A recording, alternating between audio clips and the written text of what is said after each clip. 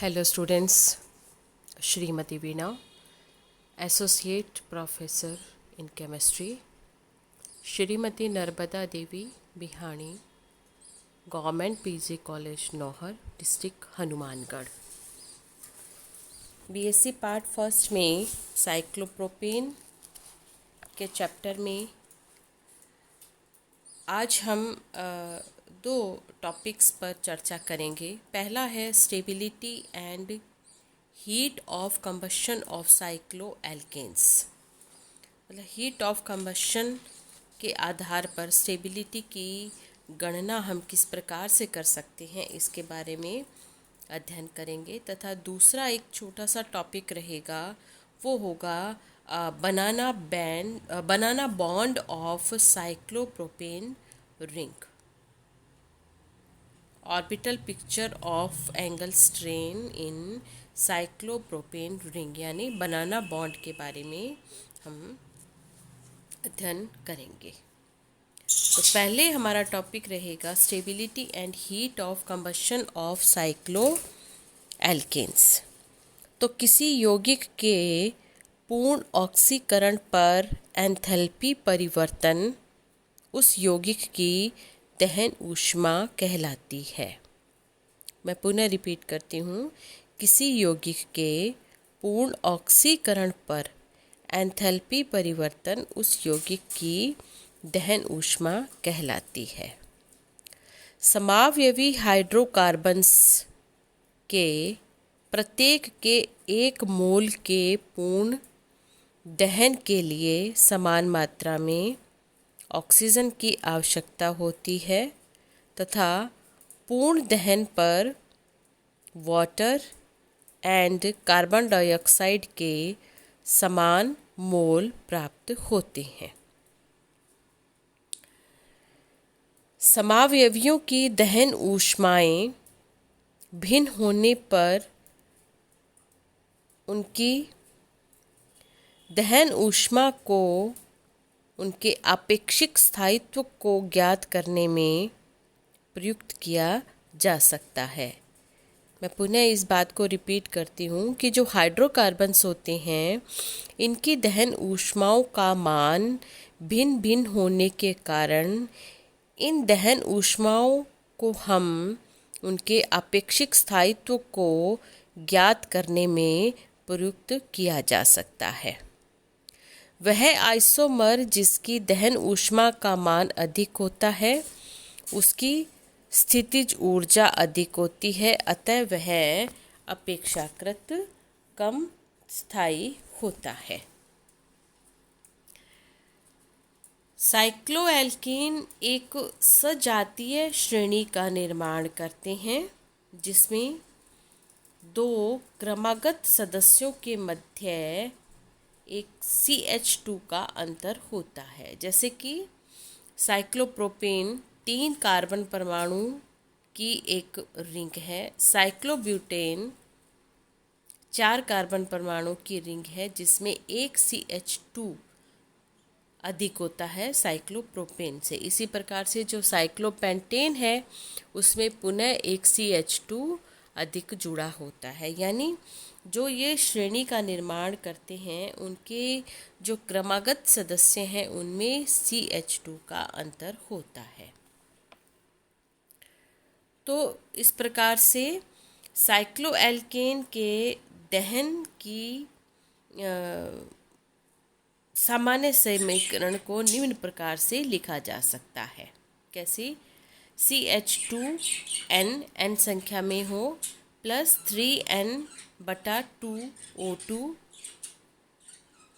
और इनकी आपस में दहन के पश्चात जो बनता है वो है NCO2 plus NH2O plus heat.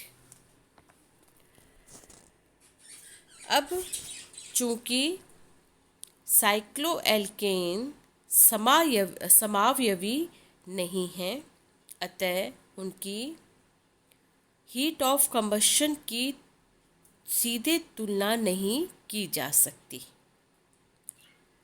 उनकी दहन ऊष्माओं से प्रति CH2 दहन ऊष्मा ज्ञात करके प्रत्येक के प्रति CH2 दहन ऊष्मा की तुलना करने पर उनके आपेक्षिक स्थायित्व को ज्ञात किया जा सकता है।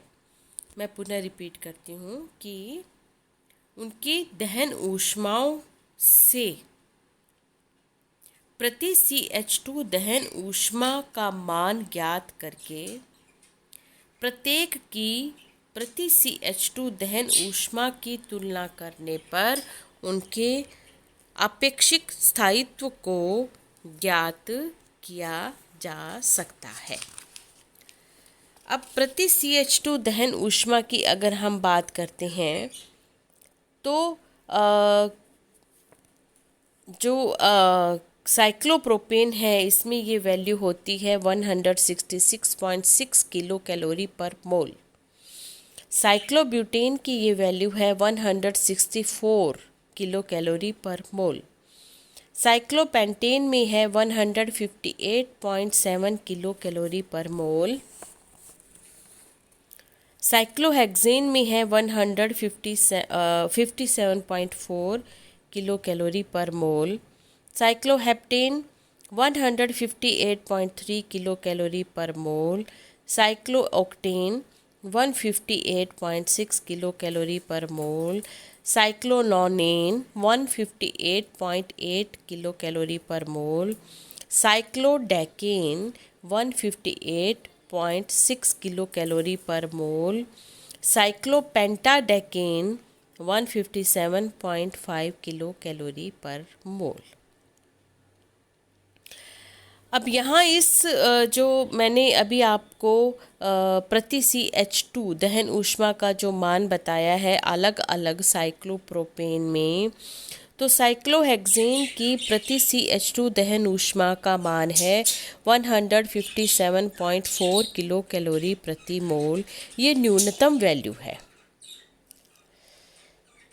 तो दहन ऊष्मा का यह मान अशाखित एल्केनों के समान ही है, जिसमें कोई रिंग नहीं होती, ना ही कोई रिंग स्ट्रेन होती है। अतः साइक्लोहेक्सेन में वलय विकृति नहीं होती। हम ये मान सकते हैं कि साइक्लोहेक्सेन में कोई वलय विकृति यानी रिंग स्ट्रेन नहीं होता और इसे एक स्टैंडर्ड मानकर अन्य साइक्लो एल्केन्स की जो रिंग स्ट्रेन है उनकी गणना की जा सकती है। साइक्लोप्रोपेन की प्रति CH2 दहन ऊष्मा का मान जैसे कि मैंने आपको बताया 166.6 किलो कैलोरी पर मोल जो सर्वाधिक है। अतः इसमें रिंग स्ट्रेन मैक्सिमम होता है और इसलिए इसकी स्टेबिलिटी न्यूनतम होती है। साइक्लोप्रोपेन के बाद साइक्लोब्यूटेन की प्रति CH2 दहन ऊष्मा सर्वाधिक है। तो साइक्लोब्यूटेन की स्टेबिलिटी साइक्लोप्रोपेन से तो अधिक है, परंतु अन्य जो साइक्लो एल्केन्स होती हैं उनसे कम होती हैं। और जो 8 कार्बन परमाणु, 9 कार्बन परमाणु तथा जो 10 कार्बन परमाणु की जो रिंग्स होती हैं उनमें वलय विकृति थोड़ी सी अधिक होती है। उसके बाद के वलयों को इनका मान कम होने लगता है। 15 सदस्य जो वलय हैं उनमें वलय विकृति बहुत ही थोड़ी मात्रा में होती है, क्योंकि इनमें प्रति CH2 दहन ऊष्मा का मान लगभग बहुत एक स्टेबल सा हो जाता है। तो इस प्रकार से जब हम इनके स्थायित्व की हम बात करते हैं तो इनकी दहन ऊष्माओं के माध्यम से इनके आपेक्षिक स्थायित्व को हम व्याख्या कर सकते हैं, उनकी एक्सप्लेन कर सकते हैं और उनके मान का हम गणना भी कर सकते हैं। आज की इस क्लास का जो दूसरा और साइक्लो एल्केन के चैप्टर का जो अंतिम जो टॉपिक है वो है cyclopropane ring, the banana bond in cyclopropane ring. अब साइक्लोप्रोपेन की जो स्ट्रक्चर है वो समबाहु त्रिभुजीय होती है, अतः इसमें आंतरिक कोण 60 डिग्री का होता है। यानी कि जो कार्बन कार्बन कार्बन जो बॉन्ड एंगल है वो 60 डिग्री का है इसके अंदर। और ये जो सामान्य बंध कोण होता है कार्बन कार्बन कार्बन जो एल्केन का 109 डिग्री 28 मिनट का, उसकी अपेक्षा ये लगभग 49 डिग्री 28 मिनट छोटा होता है। तो बंध कोण में ये जो संकुचन है, कंट्रैक्शन है, वो कोणीय विकृति कहलाती है। अब इसका कारण ये है कि साइक्लोप्रोपेन के जो कार्बन परमाणु जो कि sp2 संकरित अवस्था में होते हैं, तो ये संकर कक्षक उतने प्रभावी रूप से अतिव्यापन नहीं कर पाते हैं जितना कि एल्केन के sp3 संकर कक्षक अतिव्यापन कर लेते हैं, जिसके परिणाम स्वरूप जो एल्केन के अंदर sp3 अतिव्यापन के पश्चात जो सिग्मा बंध बनता है वो अपेक्षाकृत अधिक प्रबल बंध बनता है, जबकि साइक्लोप्रोपेन के अंदर यह जो बंध है ये उतने तीव्रता से अतिव्यापन नहीं कर पाता, कम अतिव्यापन होता है। परिणाम स्वरूप ये जो बंध बनता है वो अपेक्षाकृत उतना अधिक स्थायी नहीं होता है।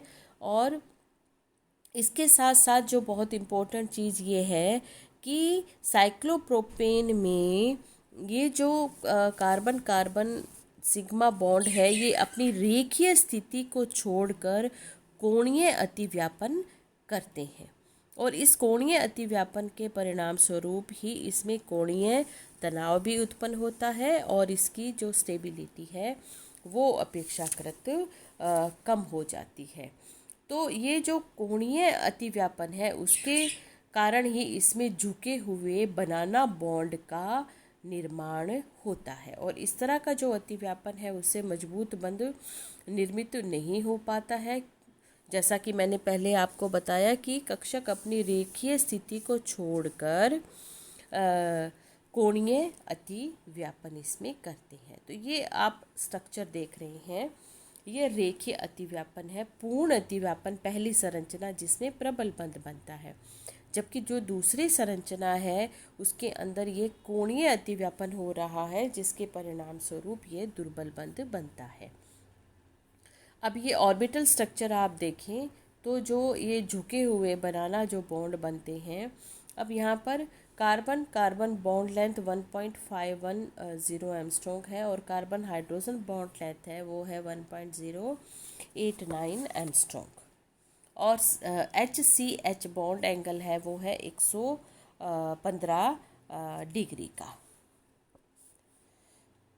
तो साइक्लोप्रोपेन में वलयों के स्थायित्व में कमी, रिंग में उपस्थित कार्बन कार्बन बंध के बनने में कार्बन परमाणुओं के sp3 संकरित कक्षकों के परस्पर कम अतिव्यापन होने के कारण ही होता है, जिससे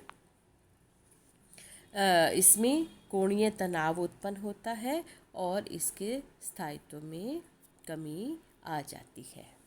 तो स्टूडेंट्स, आज की इस क्लास में हमने साइक्लोप्रोपेन के अंतिम जो 2 टॉपिक बचे, हीट ऑफ कंबशन के माध्यम से साइक्लोप्रोपेन के स्टेबिलिटी को समझना, उसकी व्याख्या करना, तथा दूसरा था बनाना बॉन्ड इन साइक्लोप्रोपेन रिंग, इसके बारे में हमने चर्चा की, उस पर हमने अध्ययन किया।